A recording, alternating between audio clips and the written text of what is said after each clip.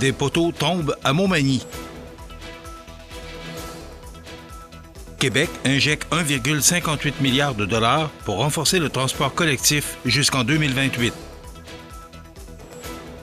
Réflexion et unité au cœur du rassemblement des prêtres à Sainte-Anne.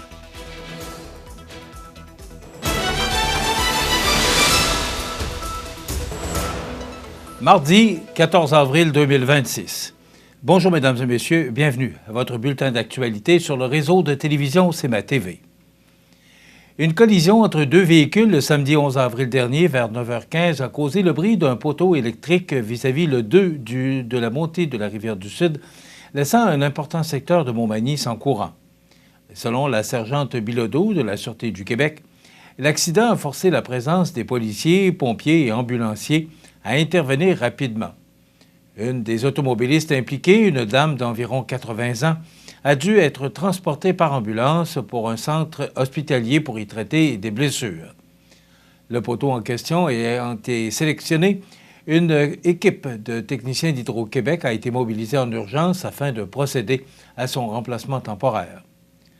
Joint par CMA TV Information, le directeur du service de la protection contre les incendies et de la sécurité civile de Montmagny, Pierre Boucher, nous a confirmé que la centrale 911 a demandé qu'une équipe d'intervention d'urgence se rende sur les lieux. Une dizaine de pompiers se sont rendus sur place. Ceux-ci se sont assurés de sécuriser la scène le temps que le tout revienne à la normale. Par ailleurs, des feux de signalisation ont été endommagés le lundi 13 avril dernier, vers 10 heures, à l'intersection de l'avenue de la Fabrique et de la rue Saint-Louis à Montmagny, à la suite d'un accrochage. Selon Sylviane Laure, conseillère en communication à la ville de Montmagny, des employés du service des travaux publics ont installé, ce lundi, des panneaux d'arrêt temporaires le temps que les réparations soient effectuées. Les réparations nécessaires seront effectuées d'ici quelques jours, le temps que les pièces de remplacement soient livrées. Le gouvernement du Québec confirme la poursuite de son appui au transport collectif en renouvelant le programme d'aide gouvernementale au transport collectif des personnes jusqu'au 31 mars 2028. Doté d'un budget de 1,58 milliard de dollars pour la période 2025-2028, ce programme figure parmi les plus importants leviers financiers destinés aux organismes de transport collectif. Cette enveloppe vise à soutenir la réalisation de projets d'immobilisation, qu'il s'agisse du maintien, de l'amélioration ou du développement des réseaux de transport en commun et adaptés. L'objectif demeure celui d'offrir des services plus performants, tout en favorisant une mobilité durable à l'échelle du Québec. Le ministre des Transports et de la Mobilité durable, Jonathan Julien, ainsi que le ministre de l'Environnement, Benoît Charette, saluent cette reconduction. Il rappelle que le transport collectif joue un rôle central, tant sur le plan économique que social, en plus de contribuer à la réduction des émissions de gaz à effet de serre. Parmi les ajustements apportés au programme, Québec a introduit un assouplissement important concernant l'électrification des véhicules. Les autobus hybrides redeviennent admissibles à une aide financière, une décision attendue par plusieurs acteurs du milieu. Cette mesure permettra aux sociétés de transport de renouveler plus facilement leur flotte, tout en conservant la possibilité d'opter pour des autobus entièrement électriques. Et selon Jonathan Julien, cette ouverture offre une flexibilité essentielle aux organismes, notamment face aux défis techniques et financiers liés à l'électrification complète. Elle contribuera également à améliorer la fiabilité et la qualité des services offerts aux usagers. De son côté, Benoît Charette souligne que l'électrification des transports collectifs demeure un pilier de la transition énergétique du Québec. Le gouvernement entend ainsi poursuivre ses efforts pour réduire l'empreinte carbone du secteur des transports, tout en accompagnant les sociétés dans leur adaptation au changement climatique. Le renouvellement du programme s'inscrit dans le cadre du plan de mise en œuvre 2025-2030, du plan pour une économie verte 2030, ainsi que dans les orientations de la politique de mobilité durable. Québec réaffirme ainsi son engagement à bâtir un réseau de transport collectif plus efficace, accessible et respectueux de l'environnement pour les années à venir. Réflexion et unité au cœur du rassemblement des prêtres à Sainte-Anne. Tous les détails après la pause. Animalerie Montmagny, on aime vos félins, parfois taquins. Oui, vos chiens, même les coquins.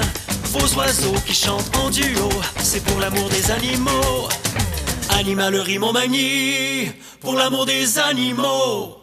Le bijoutier Carl Poulain à Montmagny offre une sélection diversifiée et raffinée de montres, bagues, bracelets et autres accessoires de luxe pour hommes et femmes reflétant l'engagement envers l'élégance et la qualité. Le bijoutier Carl Poulain à Montmagny, où chaque bijou raconte son histoire. On reçoit beaucoup de signalements de voleurs de temps ces jours-ci. Je partais faire mon jogging quand soudain, un troll d'Internet m'a volé tout mon après-midi. Une vedette de télé-réalité m'a volé 3 heures. Je l'ai jamais vu venir. Pouvez-vous la décrire, ce voleur de temps? Il y avait une grosse moustache, un chapeau rouge. Il avait l'air d'un plombier. C'est lui? On a dressé une liste de voleurs de temps les plus dangereux. C'est à nous de les arrêter. Vous regardez C'est ma TV, le réseau de l'information sur la Côte-du-Sud.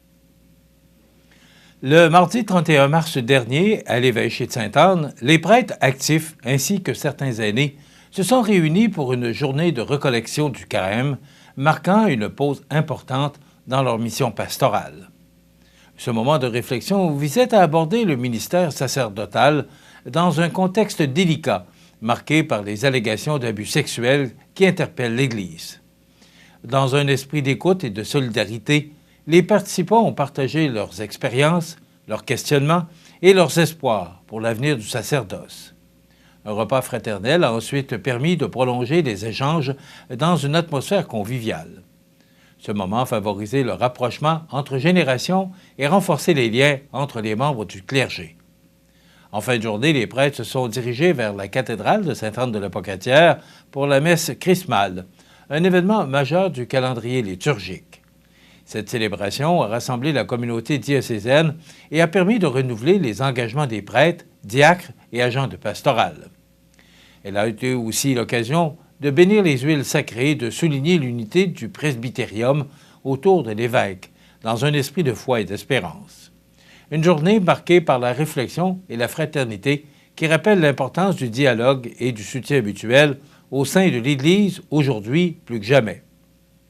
De plus, nous apprenions par voie de communiqué que l'abbé Daniel Ouellette, prêtre modérateur de l'unité missionnaire de l'Ouest, a vu son mandat renouvelé jusqu'au 31 juillet 2029. Les œuvres de la chorégraphe et cinéaste Chantal Caron sont actuellement à l'honneur en Europe, alors que Fleuve Espace Danse participe à 2 festivals d'envergure en Espagne et en France. À Logrogno, l'artiste agit comme marraine du Festival québécois de Ciné-Québec, où plusieurs de ses films sont présentés, dont Classe Crevasse et Dérive Clémentine et Marée Noire. Le film prend le Nord-Est, également diffusé, accompagné d'une exposition photographique mettant en valeur sa démarche artistique.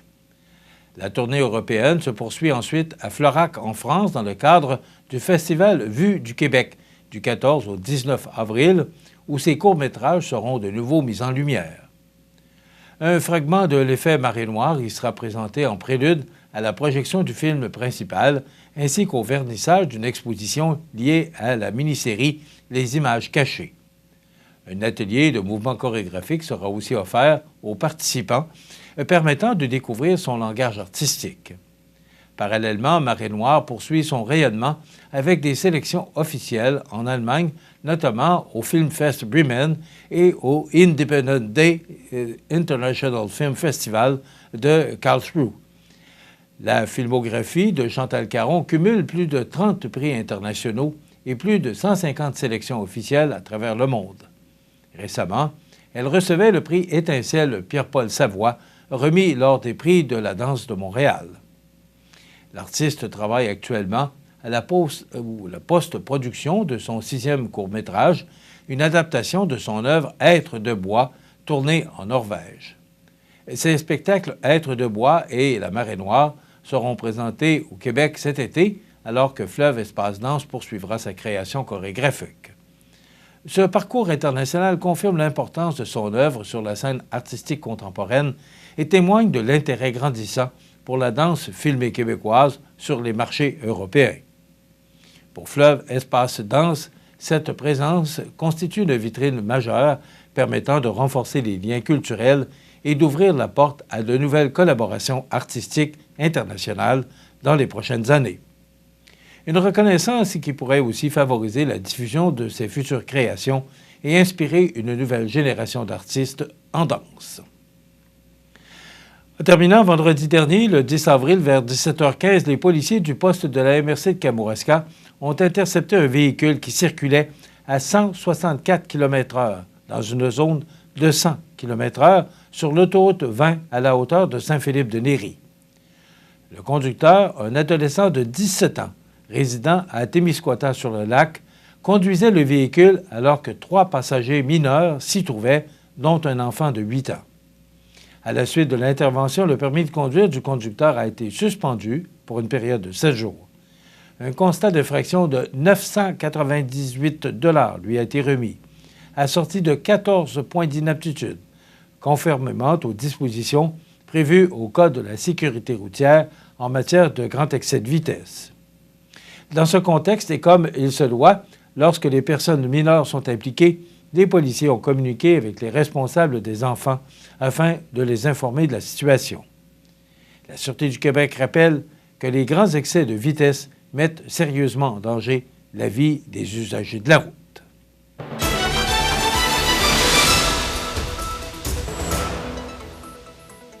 Au sport, samedi soir, le restaurant à la Rive a confirmé sa domination en remportant le match numéro 2 de la grande finale de la Ligue de hockey olympique de Montmagny, s'imposant 2-1 face au groupe MG. Devant leurs partisans, les deux équipes ont offert un duel serré et intense du début à la fin.